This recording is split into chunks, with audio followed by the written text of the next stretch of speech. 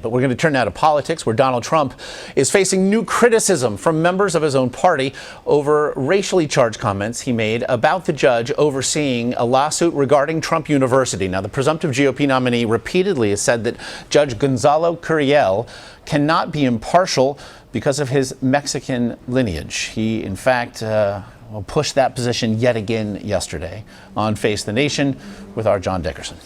How does his Mexican parents have to do with him not ruling for you? He's a member of a club or society very strongly pro-Mexican, which is all fine.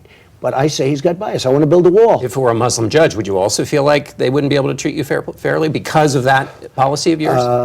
It's possible, yes. Yeah, that would be possible, absolutely. Lots to get to here, and we do that now with CBS News Chief White House Correspondent Major Garrett joins us from Washington. And Major, again, House Speaker Paul Ryan calls these comments, and I quote, out of left field, end quote. Senate Majority Leader Mitch McConnell says, quote, could not disagree more with that statement, end quote. What would you say is the level of concern at this hour within the GOP?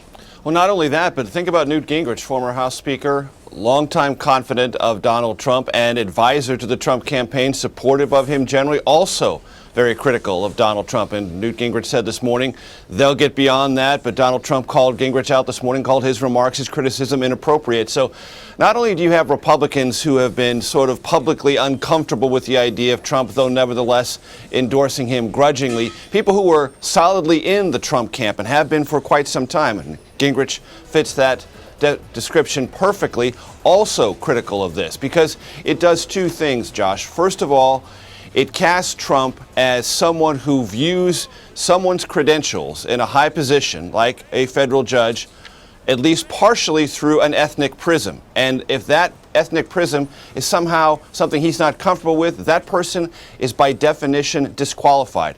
That's a kind of an attack on the independence of the judiciary we haven't seen before. Now, in American political conversation, there have been lots of criticisms of judicial rulings and even preemptive ones. President Obama famously did that to the Supreme Court before it ruled on the Affordable Care Act. That's not new. What is new is saying because someone is of a particular ethnicity, they are disqualified almost from the very start.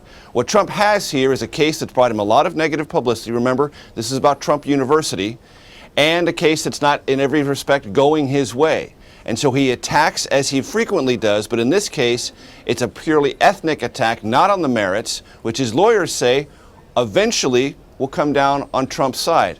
Trump is not showing that kind of confidence, going after this judge because of his ethnicity, and that is causing great concern among Republicans who have endorsed Trump, uncomfortably so, and have to ask themselves, what on earth is next? I want to read you something from the Washington Post as well, and I quote, the prevailing view among prominent Republicans is that Trump still has the time and ability to make the necessary course corrections, especially given Clinton's vulnerabilities, but they see some acute problems in the way he's conducted himself in recent days. It really perhaps returns now to the speech given by Hillary Clinton in San Diego, where she attacked various policy positions of Donald Trump with regard to foreign policy, attacked his temperament as well. It seemed then an effort to goad such responses. Does it seem now perhaps that the Clinton campaign, if nothing else, has found a way in here?